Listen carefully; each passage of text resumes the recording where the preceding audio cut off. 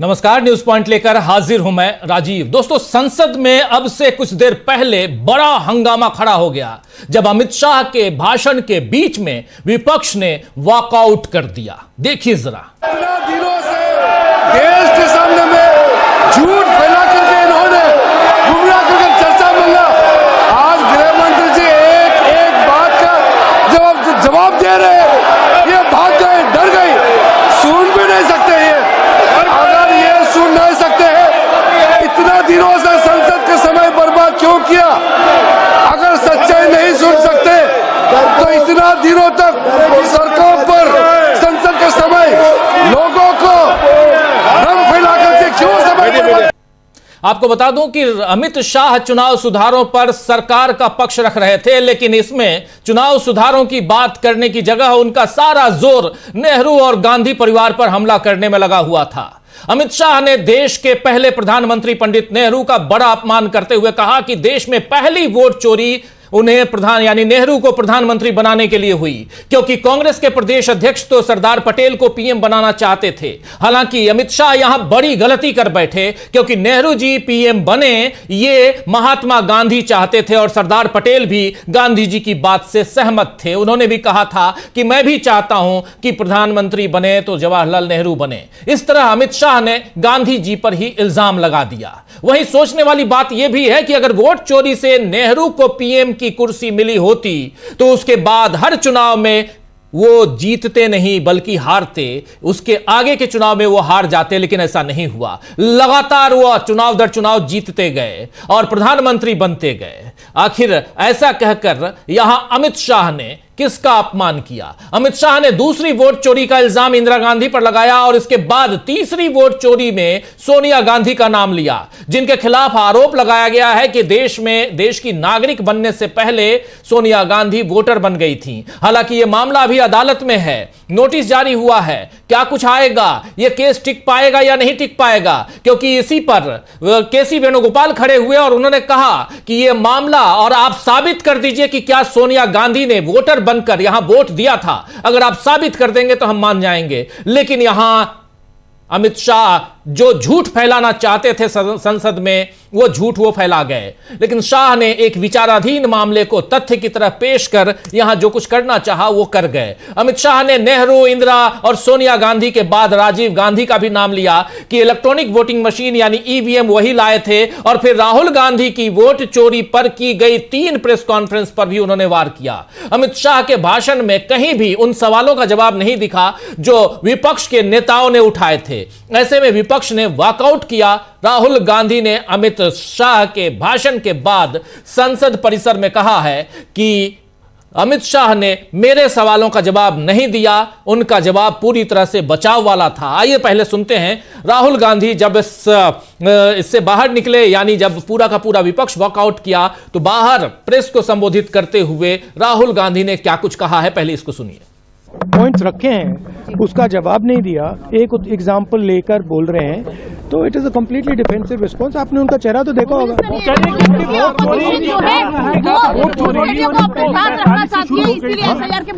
47 से वोट चोरी शुरू हो गई थी। नहीं, चुनाव आयोग की जो प्रक्रिया, देखिए मैंने 2-3 चीजें कही थी। मैंने कहा था ट्रांसपेरेंट वोटर लिस्ट सबको दीजिए, उसके बारे में एक शब्द नहीं बोला। मैंने कहा कि ईवीएम का आर्किटेक्चर सबको दे दीजिए, उसके बारे में एक शब्द नहीं कहा। मैंने कहा था कि बीजेपी के नेता हरियाणा में और बिहार में वोट दे रहे हैं, उसके बारे में नहीं कहा। मेरे प्रेस कॉन्फ्रेंसेस में सॉलिड प्रूफ है, उसके बारे में कुछ बोला नहीं। सीजीआई को लेकर सेम सीजीआई को लेकर इलेक्शन कमिश्नर को फुल इम्यूनिटी दी जा रही है, तो मतलब बिल्कुल वॉकआउट क्यों करने की जरूरत पड़ी आप लोगों को? वॉकआउट से वो कह रहे हैं आप लोग डर गए। नहीं, हम कहाँ डरे। तो सुन रहे थे आप, यहां राहुल गांधी कह रहे थे कि मेरे सवालों का जवाब यहां अमित शाह ने नहीं दिया। वॉकआउट करने के बाद जब बाहर निकले पत्रकारों से बात करते हुए, बाहर निकलकर प्रियंका गांधी ने भी पत्रकारों से बात की और प्रियंका गांधी ने भी अमित शाह के 1.5 घंटे के भाषण पर जो कुछ कहा है जरा सुन लीजिए। 1.5 घंटे के लिए सिर्फ इन्होंने सफाई ही दी है कि इन्होंने वोट चोरी नहीं की। आप बताइए सफाई कौन देता है इतनी लंबी? जी उन्होंने ये बोला कि आप लोगों ने चोरी हुई है। कोई निर्दोष, जब निर्दोष होता है तो कोई इतनी लंबी सफाई देता है? सोनिया गांधी जी का भी तो यहां पर साफ साफ सफाई, आखिर आप जो चोर होता है, जो वोट चोरी करता है, वही सफाई देता है, यह बात कह रही थी यहां प्रियंका गांधी। बहरहाल विपक्ष के वॉकआउट पर किरण रिजिजू चिल्लाते रह गए कि ये लोग भाग रहे हैं। अभी शुरुआत में आपने देखा भी, जरा स्क्रीन पर फिर से ले आइए, कैसे जब विपक्ष वॉकआउट कर रहा था, किरण रिजिजू जो संसदीय कार्य मंत्री हैं वो चिल्ला रहे थे, चीख रहे थे, बाकी लोग हंगामा मचाए हुए थे। सत्ता पक्ष के लिए सबसे तौहीन वाला समय होता है, सबसे ज्यादा बेइज्जती वाला समय होता है जब विपक्ष या कोई भी, आप भाषण दे रहे हैं और कोई सुनने वाला नहीं है, आपके साथी सिर्फ सुन रहे हैं, इससे बड़ी बेइज्जती और कुछ नहीं हो सकती। और यहां देखिए वॉकआउट हो रहा है और बाकी सत्ता पक्ष यहां खड़ा है और ये गुस्से में जो कुछ करना होता है वो करता है। सुन लीजिए एक बार फिर क्या कह रहे हैं यहां किरण रिजिजू, सुनिए। हमको मालूम था ये भागने वाले हैं, सच्चाई को सुनना चाहिए, सच्चाई को सुनना चाहिए। और जब सच्चाई, तो हमको मालूम था ये भागने वाले हैं, यानी आप पहले से उम्मीद लगाए बैठे थे कि ये चले जाएं। बहरहाल विपक्ष के वॉकआउट पर किरण रिजिजू चिल्लाते रह गए। आप देख रहे हैं कि ये लोग भाग रहे हैं, सच्चाई को सुनना नहीं चाहते हैं। लेकिन हकीकत यही है कि राहुल गांधी ने एक बार फिर वोट चोरी के आरोप से बीजेपी को हिलाकर रख दिया है।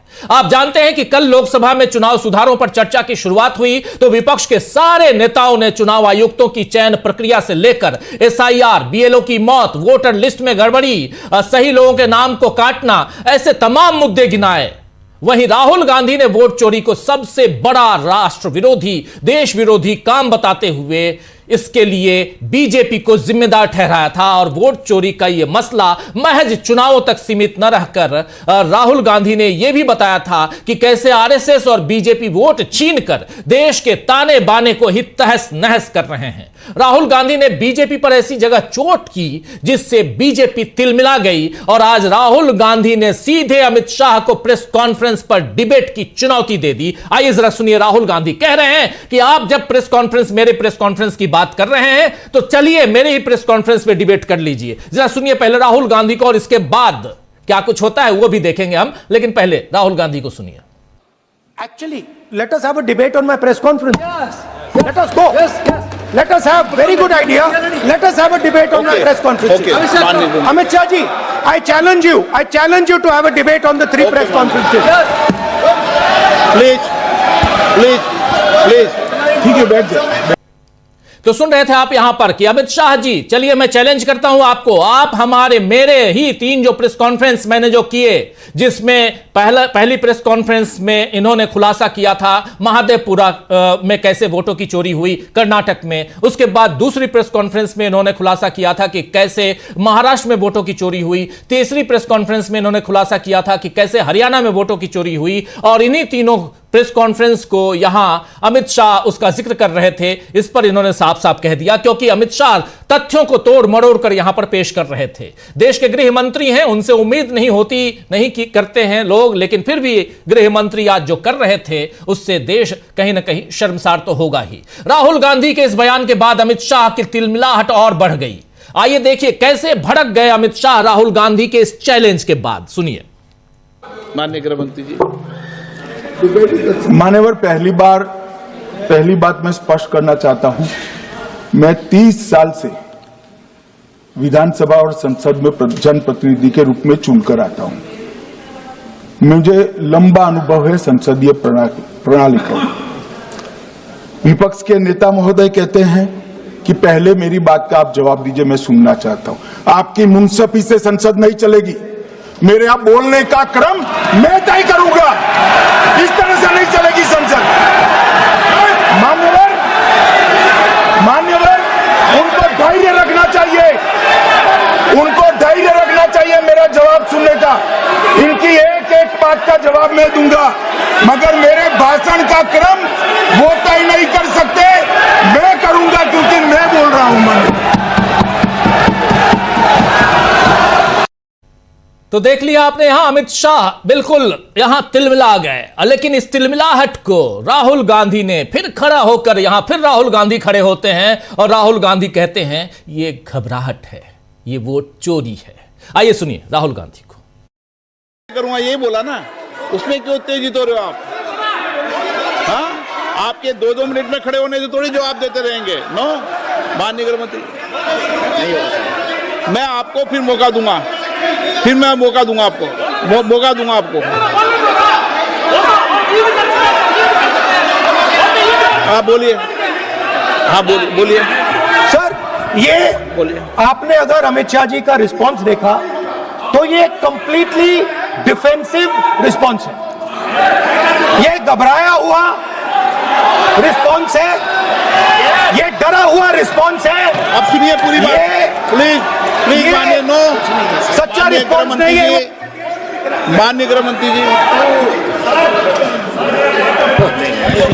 माननीय तो आपने अगर अमित शाह का रिस्पांस देखा तो यहां यह डरा हुआ घबराया हुआ रिस्पांस है, सच्चा रिस्पांस नहीं है। यह बात यहां कह गए राहुल गांधी, इसके बाद और घबराहट बढ़ गई, तिलमिलाहट बढ़ गई यहां अमित शाह की। अमित शाह इसके बाद फिर तो तथ्यों को यहां से उठाकर वहां, वहां से उठाकर वहां फेंकते नजर आए, लेकिन भाषण में बहुत घबराहट दिखाई दी और बहुत ज्यादा यहां डिफेंसिव दिखाई दिए देश के गृह मंत्री, एसआईआर पर, चुनाव सुधार पर अपनी बात रखते हुए, सत्ता पक्ष की बात रखते हुए। लेकिन इससे पहले राहुल गांधी ने कहा कि हिंदुस्तान के इतिहास में पहली बार ऐसा फैसला लिया गया है जिसमें चुनाव आयुक्तों को फुल इम्यूनिटी दी गई है, पूरा प्रोटेक्शन दिया गया है, और इस फुल इम्यूनिटी देने के पीछे जो सोच थी, हमें उसका जवाब चाहिए। हम यही चाहते हैं। मैंने कल भी बोला था, राहुल गांधी कह रहे थे, मैंने अपने भाषण में कहा था कि आखिर आपने ऐसा क्यों किया है। सुनिए जरा राहुल गांधी को। स्पीकर सर, मेरा कल एक सवाल था, जो हिंदुस्तान के इतिहास में पहली बार डिसीजन लिया गया कि इलेक्शन कमीशन को, इलेक्शन कमिश्नर्स को फुल नहीं फुल इम्यूनिटी दी जाएगी। ठीक है, ये है ना, इसका जवाब इसका पीठ में खत्म नहीं किया सर। इसके पीछे जो थिंकिंग थी वो हमें सबसे पहले बताएं। तो यहां राहुल गांधी फुल इम्यूनिटी, इसके पीछे जो सोच थी, हमें उसका जवाब चाहिए। यहां राहुल गांधी पूछ रहे हैं लेकिन जवाब नहीं है। अमित शाह के जोर से बोलने या नेहरू गांधी परिवार को घेरने से जाहिर होता है दोस्तों कि असल मुद्दों के जवाब उनके पास नहीं है, सत्ता पक्ष के पास नहीं है, सरकार के पास नहीं है, या वो देना ही नहीं चाहते। वही मुद्दे भटकाने के लिए बीजेपी को आज एक और विषय मिल गया। राहुल गांधी की 15 से 20 दिसंबर तक होने वाली जर्मनी यात्रा पर बीजेपी ने फिर से उन पर तंज कसना शुरू कर दिया है। आपको बता दूं कि राहुल गांधी 15 से 20 तारीख तक विदेश जा रहे हैं, विदेश में जर्मनी जा रहे हैं। वहां कई अलग अलग यूनिवर्सिटी के छात्रों से मिलेंगे, वहां के जो सत्ता पक्ष है, विपक्ष है, उनसे भी, उसके नेताओं से भी मुलाकात होगी। तो राहुल गांधी विदेश जा रहे हैं तो बीजेपी, यहां आप जानते हैं बीजेपी के लोग क्या कहते हैं, वो कहना शुरू कर दिए। लेकिन यहां एक लेकिन के साथ एक बात और जोड़ना चाहता हूं। हमारे विदेश मंत्री की तरह काम करने वाले हमारे देश के प्रधानमंत्री जी भी तो 15 से 18 तक विदेश की यात्रा पे, 3 देशों की यात्रा पे हैं। उनके बारे में कोई नहीं कह रहा है। 15 तारीख को इधर राहुल गांधी जा रहे हैं तो उसी 15 तारीख से नरेंद्र मोदी भी 3 देशों की यात्रा में पे विदेश जा रहे हैं। ओमान जा रहे हैं, इथोपिया जा रहे हैं, और एक देश शायद इजिप्ट या कहीं और जा रहे हैं, मुझे ज्यादा ध्यान नहीं है। लेकिन ये 2 देशों की यात्रा तो कंफर्म मैं बता रहा हूं, ओमान और इथोपिया। तो नरेंद्र मोदी जा रहे हैं, देश के प्रधानमंत्री, तो कोई बात नहीं। लेकिन देश का नेता विपक्ष, जो देश का प्रधानमंत्री नहीं है, जिसके पास समय भी पूरा है, वो जा सकता है, लेकिन उस पर आरोप। तो बीजेपी को इसका जवाब भी देना चाहिए कि आखिर नरेंद्र मोदी का विदेश जाना सही और राहुल गांधी का विदेश जाना गलत कैसे है। खैर, बीजेपी तो कभी सीधे सवालों का सीधा जवाब नहीं देगी। लेकिन आज जिस तरह से बीजेपी की पोल संसद में खुली है और अमित शाह चिल्ला चिल्ला कर बोलने के बावजूद पस्त दिखे, क्या यह विपक्ष की बढ़ती ताकत का असर है? क्या संसद में वोट चोरी पर विपक्ष की बड़ी जीत हुई है? राहुल गांधी के चैलेंज से क्यों आखिर तिलमिला गए अमित शाह? इन सब का जवाब ढूंढने की कोशिश करेंगे। आइए